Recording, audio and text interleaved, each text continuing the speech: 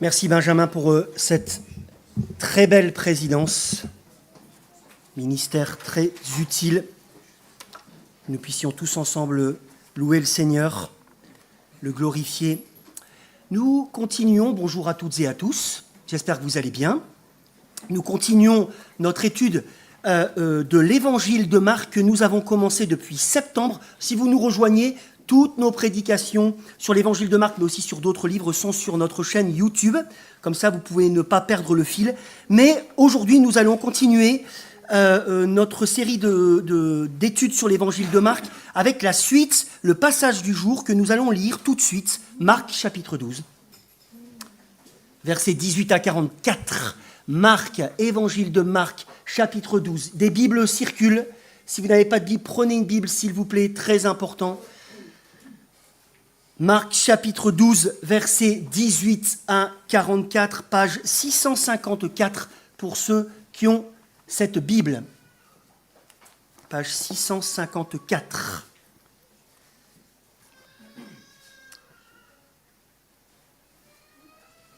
Les Sadducéens, qui disent qu'il n'y a pas de résurrection, vinrent auprès de Jésus et lui posèrent cette question.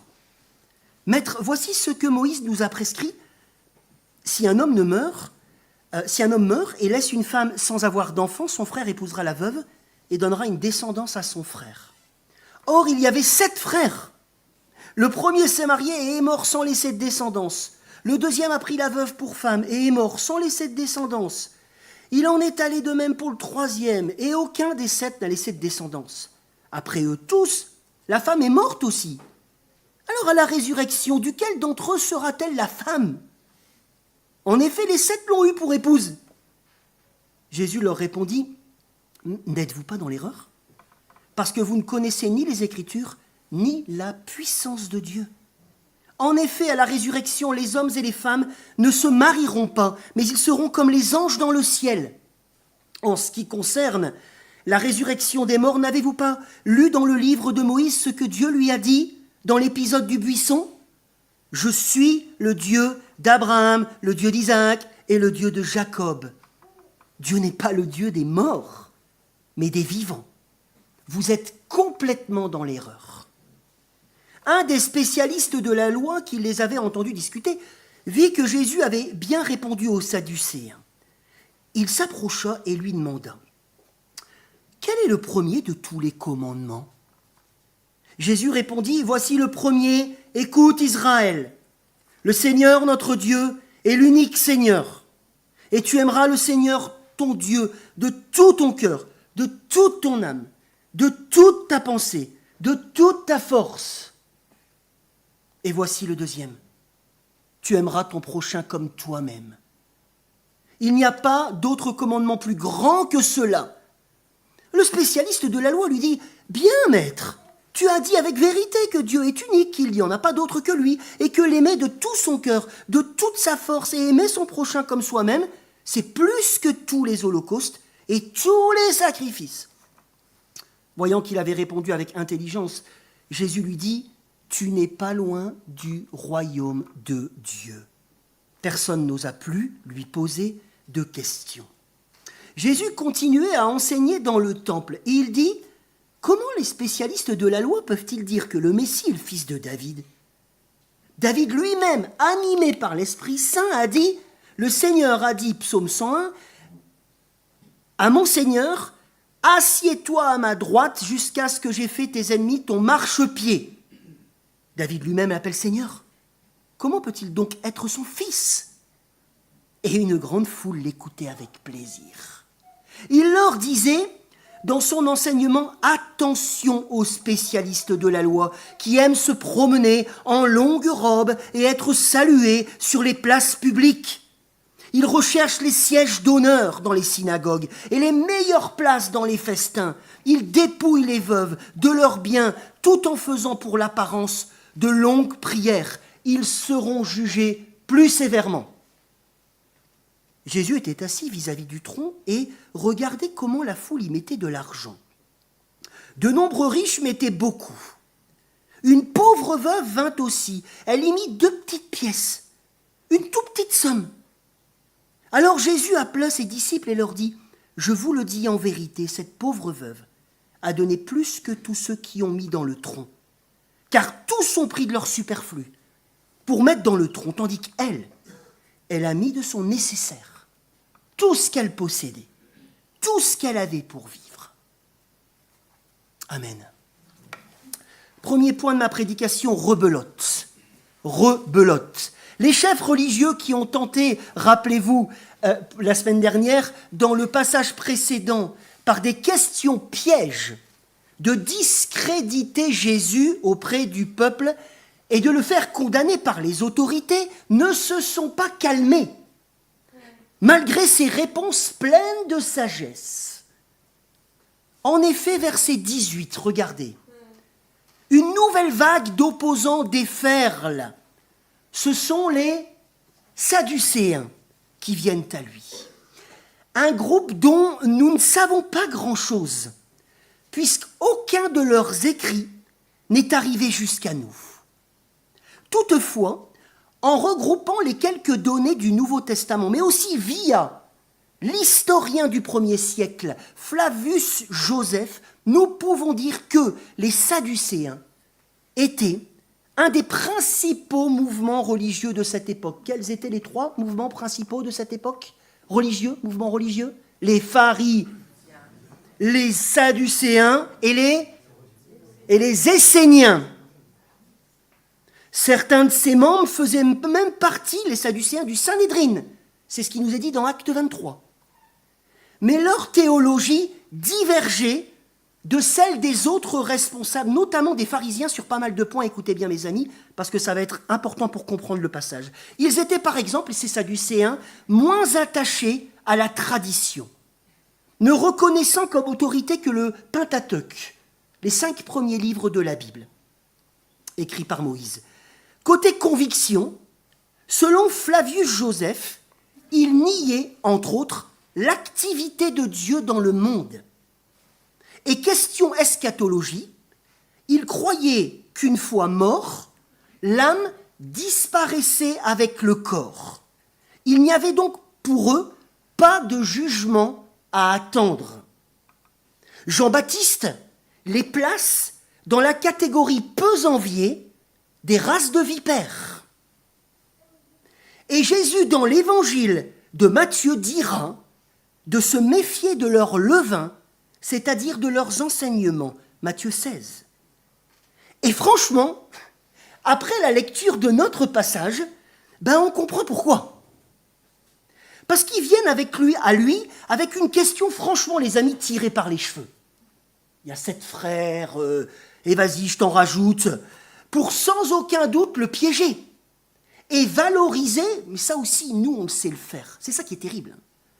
Le piéger et valoriser nos convictions et leurs convictions dans ce texte théologique sur la non-résurrection des morts. Dans cette perspective, ils utilisent un passage de la loi du Lévirat que l'on trouve au chapitre 25 du Deutéronome, qui permettait un mariage spécial où la femme d'une personne décédée sans héritier devait être épousée par le frère du défunt.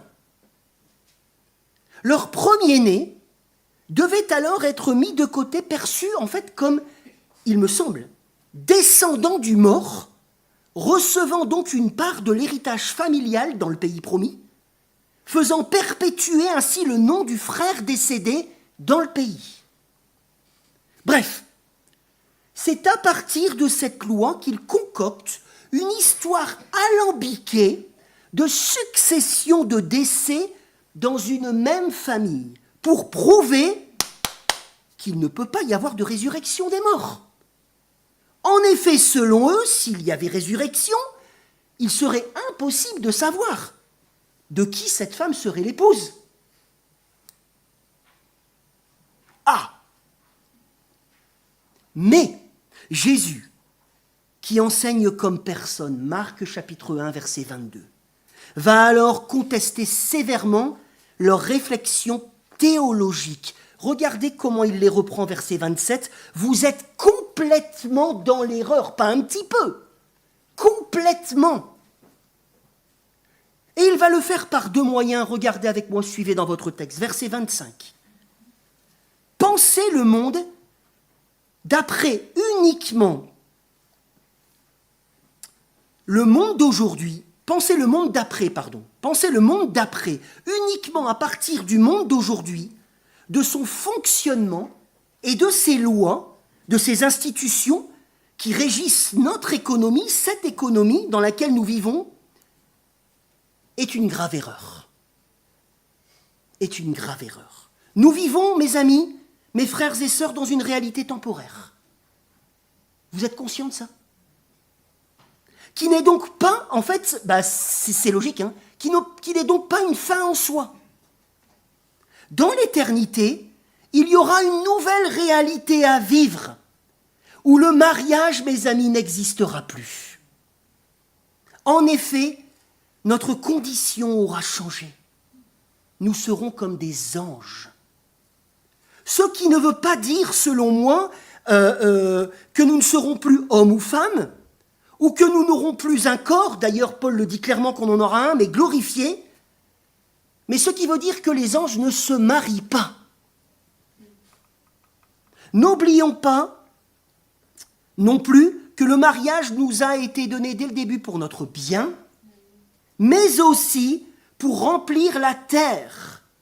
Et qu'il pointait, puisque nous sommes éclairés par le Nouveau Testament, qu'il pointait vers la perfection de l'union du Christ avec son Église. Eh bien, au sein du royaume installé, nous ne mourrons pas. Plus besoin donc de procréation, ni de signe de l'union du Christ avec son peuple, puisque nous serons, oui c'est difficilement imaginable, néanmoins nous serons dans la présence du Seigneur. Parfaitement accompagnés. Oh, c'est pas que je pense que je suis mal accompagné, mais quand je vais être accompagné par le Seigneur, on sera tous accompagnés par le Seigneur dans sa présence, et ça sera glorieux. Amen. Célébrant pour toujours les noces qui nous unissent à Jésus-Christ. Alors, ils ne comprennent donc pas comment s'appliquent les Écritures, et en plus, ils négligent la puissance de Dieu, dit Jésus. Hilaire de Poitiers, père de l'Église du IVe siècle, disait « La foi précède la raison. La foi précède la raison. » Et en effet, il néglige la puissance de Dieu qui peut ressusciter un mort. Ce qui est enseigné, dit-il, verset 26, regardez, alors je pense là, on peut le dire, hein, ce qui est enseigné implicitement ou supposé par le verset que Jésus cite dans le livre de l'Exode, chapitre 3, verset 6, où Dieu associe son nom à Abraham, à Isaac et à Jacob, manifestant, en fait, sa relation vivante lorsqu'il interpelle Moïse avec ses patriarches, à qui il a fait des promesses, n'est-ce pas, qui ne se sont pas toutes réalisées lors de leur vie terrestre. C'est ce que l'auteur de l'Épître aux Hébreux dit. Hein. Abraham, il a vu, il a salué les choses de loin, mais il ne les a pas totalement consommées. Mais ces promesses qui restent valables au-delà de la mort et en vertu de la fidélité du Seigneur. Une réponse donc pleine de sagesse selon Jésus, qui interpelle un autre spécialiste de la loi qui saute sur l'occasion pour lui demander quel est le plus grand commandement. Jésus lui répond promptement cette fois-ci et se réfère, tiens, il y avait certainement les Sadducéens dans les parages, il se réfère au Pentateuque qui fait autorité pour eux. En citant le chapitre 6, verset 4, qui nous enjoint d'aimer Dieu plus que tout, sans limite, ce que les spécialistes de la loi ne font pas, en fait. Et qui résume la première table des 10 commandements, en ajoutant un autre commandement fondamental, qui résume la deuxième table des 10 commandements et qui est en fait l'application logique du fait d'aimer Dieu. Lévitique 19, tu aimeras ton prochain comme toi-même. En effet, mes amis, écoutez bien, aimer Dieu c'est le rechercher constamment, le trouver quotidiennement, parce qu'il se laisse trouver dans sa parole tel qu'il se révèle et selon celui qui l'a fait connaître, puisque nous sommes des privilégiés à notre époque, celui qui l'a fait connaître encore plus, Jésus-Christ. Lorsque je fais cette démarche quotidienne, je suis alors émerveillé par le véritable amour, le sien, et par ses œuvres. Lui qui se meut pour les autres, du verbe mouvoir, et se voue pour leur bien et pour sa gloire.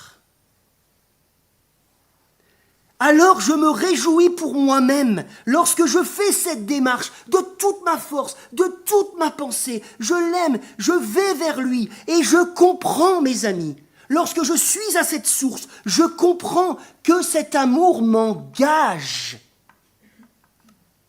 à demeurer dans cet amour par le fait, et l'apôtre Jean le dira dans son épître, par le fait d'aimer mon prochain comme créé par Dieu à son image, sans limite, comme moi-même, pour être dans ce monde, dit l'apôtre Jean, tel que lui il est. Être dans ce monde tel que lui il est, 1 Jean chapitre 4. Lui, Dieu, qui fait briller son soleil sur les bons et les méchants. Lui, qui s'est livré par le Fils et par lequel, oui, il faut se voir à travers cette grâce pour aimer son prochain comme soi-même, par lequel moi, pauvre pécheur, en fait, je vis. Et c'est une grâce, n'est-ce pas? Aimer son prochain, mes amis, c'est donc pas l'aimer à partir de moi-même, mais c'est l'aimer en Dieu. Et c'est donc avancer en vertu de cela, de cette démarche quotidienne. Au-delà d'un sentiment transitoire, il faut que je l'aime, vers une conscience de l'amour de Dieu et donc un lâcher-prise total de ce que je crois avoir comme droit sur l'autre, de ce que je crois avoir comme pouvoir personnel sur l'autre, en inversant, dit Dietrich Bonhoeffer, le je et le tu, en me mettant à la place de l'autre et l'autre à la mienne, suivant la parole de Jésus qui nous dit de faire aux autres ce que nous aimerions que les autres fassent pour nous. Est-ce que vous avez passé une seule journée dans votre vie à vous dire « je vais faire attention aujourd'hui à faire ce que j'aimerais qu'on me fasse à l'autre ». Est-ce que vous l'avez déjà fait? Ben, je vous assure, ça révolutionne grave une vie. Mais c'est incroyable. Et c'est totalement libérateur. Alors, bien sûr, faire aux autres ce qu'on aimerait qu'ils nous fassent, bien évidemment, ça sous-entend que nous faisions attention à l'autre, comme dans la parabole du bon samaritain, n'est-ce pas? Faire attention à l'autre, une connaissance d'autrui donc dans ses tourments, dans ses besoins, une connaissance de l'autre non pas que le dimanche, mais une connaissance de l'autre dans ses pleurs, dans ses souffrances, se mettre à sa place, être capable de demander, être capable de voir, de faire attention à l'autre et de s'engager comme j'aimerais qu'on le fasse pour moi-même. Leibniz, un philosophe du XVIIe siècle, a dit, écoutez bien mes amis, c'est magnifique. L'amour, c'est de faire du bonheur d'un autre le sien propre. Deuxième point de ma prédication, j'espère que vous n'êtes pas fatigués, parce que ça va continuer. Un bon exemple inattendu. après avoir surmonté les questions pièges des différents chefs religieux, qu'il a laissés en fait sur la touche. Regardez verset 34. Il les a complètement laissés sur la touche. Personne n'osa plus lui poser de questions. C'est terminé. Ils sont au bout de leur life. Jésus n'en reste pas là. Il va investir leur terrain de prédilection, rester dans le temple, en contestant directement leurs attitudes et leurs enseignements. Ah, c'est la monnaie de la pièce. Et c'est lui maintenant qui est aux commandes, enfin, il a toujours été, qui pose une question, verset 35, sur l'interprétation des spécialistes de la loi au sujet du psaume 110, verset 1, écrit par le roi David, inspiré par l'Esprit, dit-il, qui était considéré, écoutez bien, par les Juifs, ce psaume comme un psaume messianique. La promesse d'un Messie, descendant, fils de David, donc pour ceux qui l'interprétaient comme humain, qui viendrait sauver son peuple, c'était l'attente des Juifs à cette époque, un Messie, mais un Messie humain guerrier. Toutefois, Jésus conteste cette interprétation et en fait, il leur fait un cours d'exégèse. Il leur fait remarquer que dans le psaume, David l'appelle « mon Seigneur », littéralement « mon Adonai ». Conclusion logique, le Messie surpasse forcément David, non pas de degré, c'est pas son Seigneur comme on est un humain est notre Seigneur, mais de nature. Il dépasse David de nature. Sans nier donc ici son ascendance davidique, Jésus est descendant de David. Jésus, comme il l'a fait pour les Sadducéens, lorsqu'il les a invités à ne pas voir la résurrection, comme une extension des réalités terrestres, invite les foules à s'éloigner de l'interprétation des théologiens de l'époque qui perçoivent le Messie comme étant en continuité totale avec le David terrestre, ce qui est une erreur. Et donc après la parabole des vignerons, vous vous rappelez la semaine dernière, il donne encore ici un enseignement fondamental sur son autorité. Il est le Messie attendu et aussi le Fils bien-aimé, Dieu venu en chair, nous le verrons la semaine prochaine avec le texte certainement, celui qui est au-dessus des anges. Bref, les chefs religieux sont à côté de leur pompe, alors qu'ils étudient certainement les Écritures tous les jours, à côté de leur pompe, dans tous les sens du terme, en parole, en comportement, en enseignement, zéro pointé. Terrible. Ce que Jésus va dénoncer clairement, regardez versets 38 à 40, eux qui utilisent, et on ferait bien d'ouvrir nos esgourdes, eux qui utilisent la spiritualité pour leur propre compte, utilisant l'hypocrisie pour dépouiller les plus faibles, notamment les veuves, dit-il. Waouh!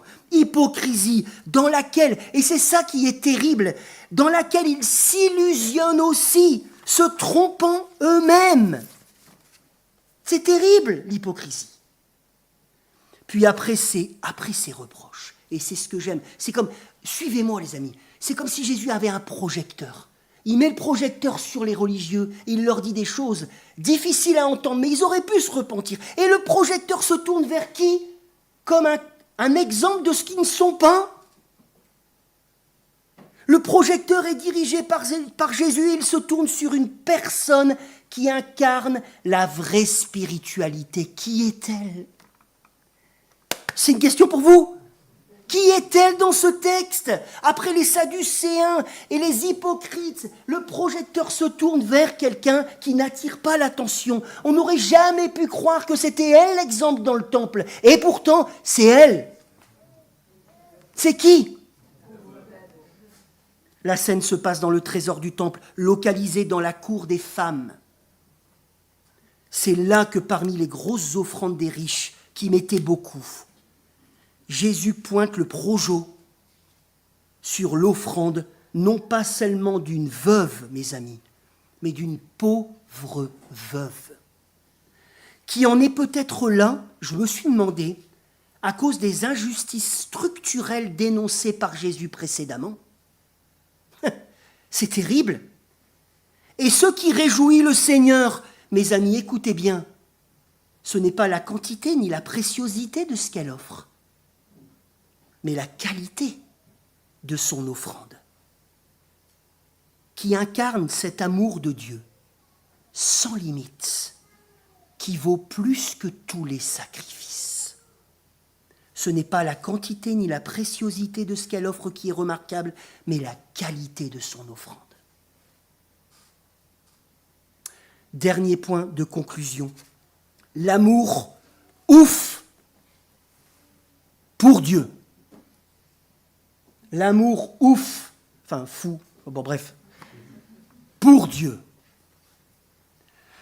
Ce passage nous enseigne encore, accrochez-vous, ça vaut le coup, je le crois, ce passage nous enseigne encore, et à l'aide du contre-exemple, une nouvelle fois, des chefs religieux, sur ce que veut dire être un disciple de Jésus-Christ. Être un disciple de Jésus-Christ, c'est être pour Dieu, être pour Dieu.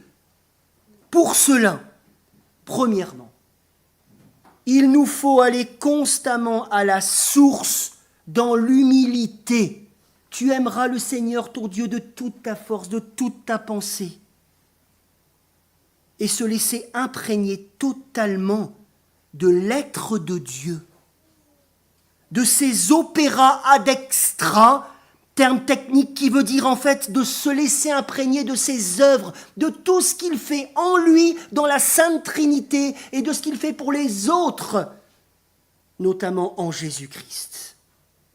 Se laisser imprégner de son être et de ses œuvres envers nous qui nous émerveillent tous les jours et particulièrement puisque nous avons le reste de la révélation qui nous dévoile le sacrifice à la croix du Fils de la Sainte Trinité, Jésus, qui est venu jusqu'à nous, qui s'est livré pour nous pécheurs. C'est ça l'amour de Dieu. Est-ce que vous êtes encore bouleversés par ça? Est-ce que vous êtes encore bouleversés par ça?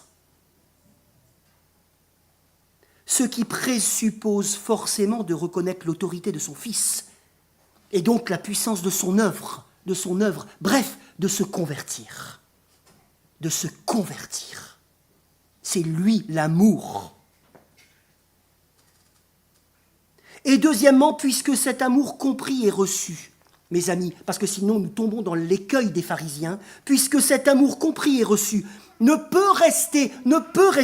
doit pas rester que contemplation. Ah, Dieu m'aime, ah, c'est magnifique, ah, youpi. L'amour de Dieu, cet amour compris et reçu, ne peut rester non plus que beau discours. Disons à la lumière de l'étude de ce texte qu'un disciple manifeste concrètement son amour pour Dieu par le fait de faire cas de sa parole et de ne pas l'utiliser comme les Sadducéens pour donner crédit à ses opinions personnelles.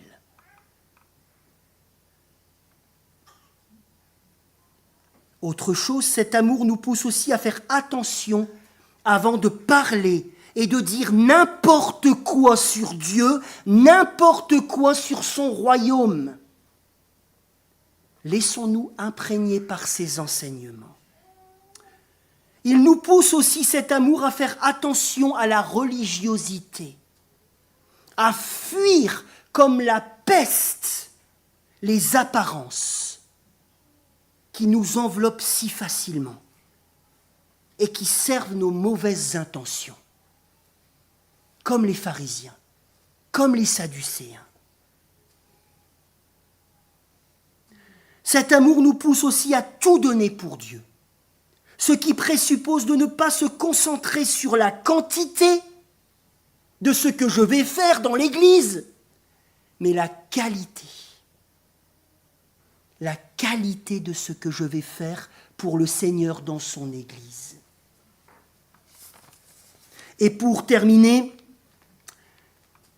cet amour nous pousse forcément à nous donner à l'autre. Non pas en discernant qui serait mon prochain prioritairement, mais en faisant attention à vivre en prochain. Est-ce que vous voyez la différence? Vivre tous les jours en prochain à la lumière de l'Évangile. Je répète, il nous pousse cet amour forcément non pas à nous donner à l'autre,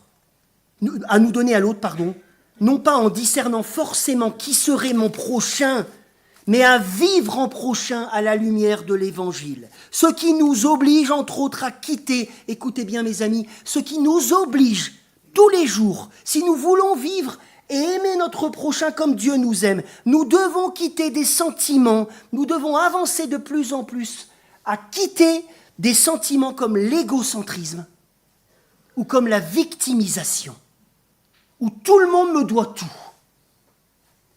Alors je ne pourrai pas donner à l'autre. La victimisation, ce n'est pas pareil que se dire être victime des agissements de l'autre. Ce n'est pas pareil.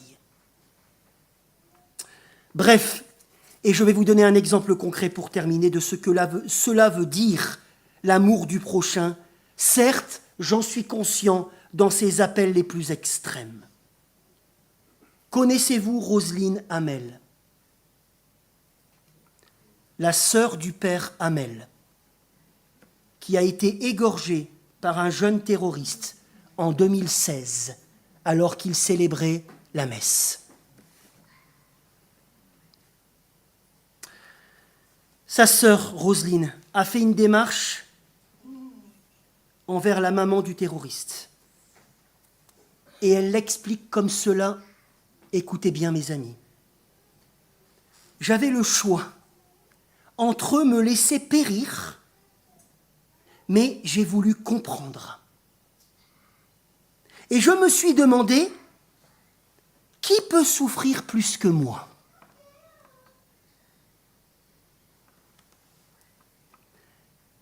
La maman de celui qui a tué, s'est-elle dit. Puis elle s'est mise à la place de cette mère, elle qui a aussi des fils. Elle a donc eu le besoin de rencontrer la mère du terroriste, écoutez bien, pour l'entendre. Non pas l'asséner de paroles, l'entendre. Comprendre. Et lui proposer, dit-elle, ça passe en boucle, hein, sur toutes les chaînes info, et lui proposer de gérer, écoutez bien, de gérer ensemble leur douleur. Nacira, dit-elle, voulait le faire, mais elle n'osait pas, et on comprend. Elle se sentait coupable, a-t-elle expliqué. Bref, cette femme lui a ouvert la porte, Nacira, et en la voyant, qu'est-ce qu'elle a fait? Elle lui a demandé « Pardon, pardon, pardon, pardon !» Et Roselyne, la sœur du père Hamel, lui a dit directement « Je ne suis pas venue chercher un pardon. Je suis venue vous proposer de gérer ensemble notre douleur de sœur et de mère, et c'est ce qu'elles ont fait ensemble. » Roselyne a dit dans une interview récente, je suppose, qu'elle s'inspire de saint Augustin, il n'y a pas de mesure dans l'amour, mais la mesure de l'amour, c'est d'aimer sans mesure. Elle dit, il n'y a pas de limite dans l'amour, même si cela doit faire souffrir.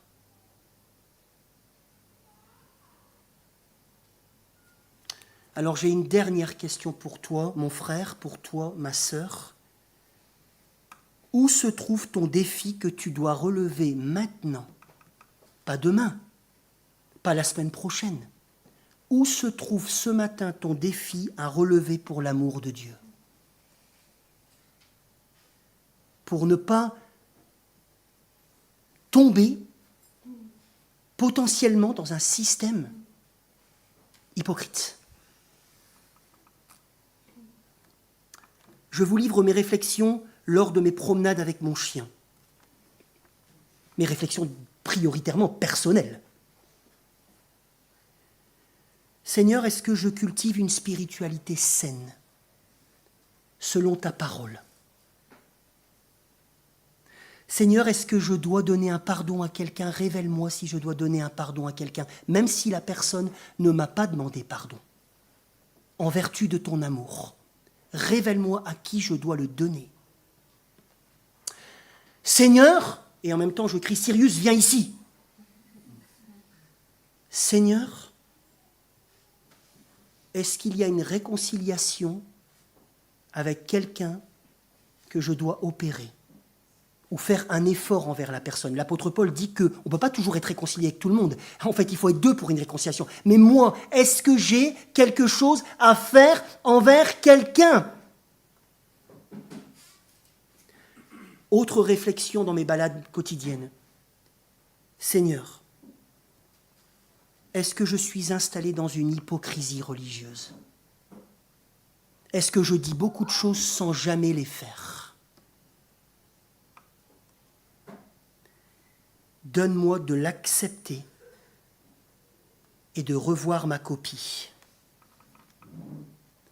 Autre réflexion, Seigneur, est-ce qu'il y a des convictions théologiques que je dois revoir à la lumière de ta parole? Est-ce que je me fourvoie complètement sur certains sujets?